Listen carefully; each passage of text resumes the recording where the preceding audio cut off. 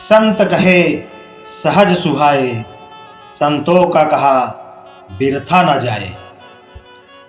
यमुना तट पर स्थित किसी राज्य में मधुसूदन नामक प्रजावत्सल धार्मिक एवं दानवीर राजा शासन करता था। उसके राज्य में जन कल्याण हेतु भ्रमण कर रहे 15-20 संतों का समूह आकर रुका। यात्रा में विभिन्न स्थानों पर पड़ाव के दौरान उन संतों के समूह में से 1-2 संत सभी से भिक्षा मांगते और लोगों से संतों के प्रवचन सुनने का आग्रह करते। उन्हीं में से एक संत प्रातः ही नगर के बाजारों मोहल्लों में घूमने लगे और ऊंचे स्वर में आलाप करते जा रहे थे। 1 लाख की एक बात, 3 लाख की 3 बातें। धीरे धीरे यह बात महाराज मधुसूदन तक जा पहुंची तो उन्होंने अपने खास आदमियों को उन संतों को आदर भाव से दरबार में लाने का आदेश दिया। महात्मा जी दरबार में आए तो मधुसूदन ने हाथ जोड़कर प्रार्थना की मुद्रा में पूछा, महात्मन क्या चाहिए? महात्मा बोले, तुम दे सकोगे? मधुसूदन बोले, आज्ञा कीजिए, यथाशक्ति प्रयत्न करूंगा। तो महात्मा बोले, हम कुछ महात्मा उत्तरी आर्यावर्त में भ्रमण करते हुए तुम्हारी नगरी में विश्राम के लिए ठहरे हैं। उनके भोजन का प्रबंध करना है। मेरा अहोभाग्य। मधुसूदन बोले। महात्मा बोले, भिक्षा नहीं चाहिए राजन, परिवर्तन चाहिए। मैं आपको 3 उपयोगी बातें बताऊंगा, आप 3 समय के भोजन का प्रबंध करें। महाराज मधुसूदन की आज्ञा की देर थी, सब भोजन सामग्री उपस्थित हो गई। धार्मिक राजा की धार्मिक प्रजा महात्माओं के प्रवचन सुनने को उमड़ पड़ी। 4 दिन संत समागम चला। सभी लोग महात्माओं के दर्शन कर स्वयं को भाग्यशाली समझने लगे। महाराज ने प्रमुख महात्मा से विनती की कि आपके इस स्नेह और कृपा से हम धन्य हो गए। कृपया भविष्य में भी आने की विनती स्वीकार करें। प्रमुख महात्मा राजा मधुसूदन से बोले, राजन, हमारी बातें सदा स्मरण रखना। जो तुम्हारे काम आएंगी। पहली, प्रातः ब्रह्म मुहूर्त में उठना। दूसरी, घर आए का सम्मान। और तीसरी, क्रोध के समय भी शांत रहना। उसी दिन से राजा मधुसूदन काल करे सो आज कर, आज करे सो अब की नीत अपना कर तीनों बातों पर आचरण करने लगे और यह नीत उनकी जिंदगी का हिस्सा बन गई। एक प्रातः महाराज उठकर यमुना तट पर भ्रमण कर रहे थे। आकाश में अभी भी तारे चमक रहे थे और तभी राजा को एक जोर की आवाज सुनाई दी। राजा ने ऊपर देखा तो उन्हें एक विशालकाय स्त्री दिखाई दी। उसकी आंखों में आंसू भरे हुए थे। महाराज ने उस स्त्री की ओर देखकर पूछा, देवी, कौन हो तुम और रो क्यों रही हो? तब वो स्त्री बोली, मैं होनी हूं। महाराज बोले, रोने का क्या कारण है?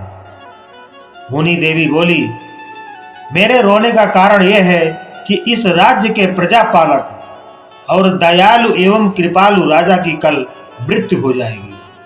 उसके राज्य की प्रजा के अनाथ हो जाने पर मुझे रोना आ रहा है।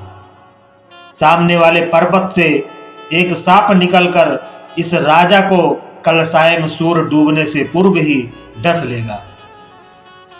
अब तक पौ फूटने लगी थी, प्रकाश होने लगा था, सूर्यदेव भी अपनी किरणें बिखरने लगे थे। राजा ने देखा होनी देवी आलोप हो चुकी थी, यानी लुप्त हो चुकी थी।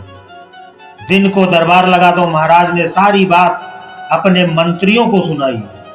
सुनकर किसी ने इसे भ्रम तो किसी ने स्वप्न कहा, परंतु राजा को संतों की बात पर विश्वास था, जिस कारण उन्हें अपनी मृत्यु का 2 दिन पूर्व पता चल गया। कुछ ज्ञानी दरबारी इस बात को ठीक समझकर चिंतित हो गए। महाराज मधुसूदन के यहाँ संतान के रूप में एक कन्या थी। मंत्रिमंडल में निर्णय लिया गया कि यदि सुबह वाली बात सच हुई तो पड़ोसी राज्य आक्रमण कर सकता है। अतः राजकुमारी को पुरुष वेश में सिंहासन पर बैठा दिया जाए और जल्दी ही योग्य वर देखकर उसकी शादी करके राज्य की बागडोर दामाद राजकुमार को सौंप दी जाए। महाराज ने बात रानी को सुनाई तो वह भी व्याकुल हो गई। महाराज ने दरबारियों का निर्णय भी रानी को बता दिया। अगले दिन फिर महाराज सुबह सवेरे उठे और यमुना तट पर भ्रमण करने चले गए। आज उनके साथ 2 मंत्री भी थे। उजाला होते ही सभी महल में आ गए। नित्य कर्म से निर्वृत्त होकर वे बाहर निकले। तभी राजा को याद आया कि उन संतों ने आय का आदर करना भी कहा था। यह वचन भी सिरोधार्य करना चाहिए। ऐसा सोचकर महाराज ने आदेश दिया कि जहां से सांप को निकलना है वहां से महल तक सारा मार्ग घास फूल पत्तियों आदि से सजाकर अगरबत्तियों से महका दिया जाए। स्थान स्थान पर मीठे दूध की व्यवस्था की जाए। पर्वत से उद्यान तक ऐसी ही सजावट कर दी गई और उद्यान में स्वयं महाराज मधुसूदन अपने काल रूपी सर्प का इंतजार करने लगे। ठीक समय पर सांप उसी पर्वत से निकला। मार्ग में कोमल घास और फूलों की सजावट और अगरबत्तियों की सुगंध से प्रसन्न होता हुआ कभी लौटता कभी स्वादिष्ट दूध पीकर रेंगने लगता। परिणाम स्वरूप सूर्य डूबने के समय तक उद्यान में पहुंच न सका। देर बाद वहां पहुंचा तो मधुसूदन बड़े विनम्र भाव से बोले, नाग देवता अपना कार्य करें। सांप मनुष्य बाड़ी में बोल उठा, राजन, मैं आपके स्वागत से अति प्रसन्न हूं। मृत्यु तो मैं आपको दे नहीं सकता क्योंकि आप दूसरों के दुखों को अपना दुख मानते हैं। हाँ, आप मुझसे कुछ भी मांग सकते हैं, मेरे पास सब कुछ है। नाग देवता, मुझे कुछ नहीं चाहिए। आप अपना कार्य करें, कहीं समय बीत न जाए। अच्छा राजन, यदि आप कुछ नहीं मांगते तो मैं ही तुम्हारी मौत मरता हूं। इतना कहते ही सांप ने अपने आप को डस लिया और निर्जीव हो गया। आय का आदर करने का प्रत्यक्ष फल देखने को मिला। राजा मधुसूदन ने मन ही मन उन संतों को माथा टेक अभिवादन किया और महल की ओर बढ़ चले। रानी रो रो कर व्याकुल हो रही थी कि अभी उसका सुहाग उजड़ने की खबर आई। महाराज एवं पतिदेव की आज्ञा को सिरोधार्य कर रानी अपनी बेटी को पुरुष वेश में तैयार करके उसे गले लगाकर खुद को भी और अपनी बेटी को ढांढस बंधा रही थी।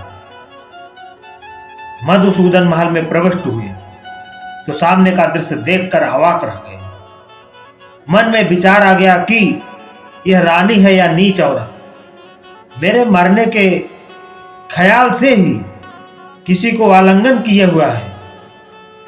मुझे आज तक पता ही न चल सका कि इसके इस पुरुष से न जाने कब के संबंध है। ऐसा विचार आते ही राजा ने तलवार निकाल ली और तेजी से रानी की ओर बढ़े। रानी आंखें मूंद बेसुध रो रही थी।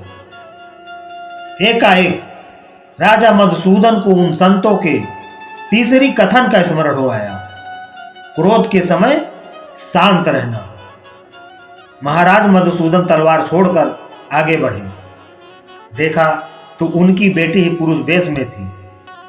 महाराज ने अपनी रानी को उठाया और सारी घटना से अवगत कराया। रानी और राजकुमारी महाराज के गले लगकर रोने लगी, पर एक खुशी के आंसू थे। सुबह होते ही पूरे राज्य में ढोल नगाड़े बजाए गए, खुशियों के गीत गाए गए, मिठाइयां बांटी गईं, क्योंकि प्रजा को उनका राजा उन संतों के आशीर्वाद से मिल गया। दोस्तों, इस कहानी से निष्कर्ष निकलता है, जैसे केले के पात में पात पात में पात, वैसे ही संतन की बात में बात बात में बात। संत कहे सहज सुभाए, संतों का कहा बिरथा न जाए।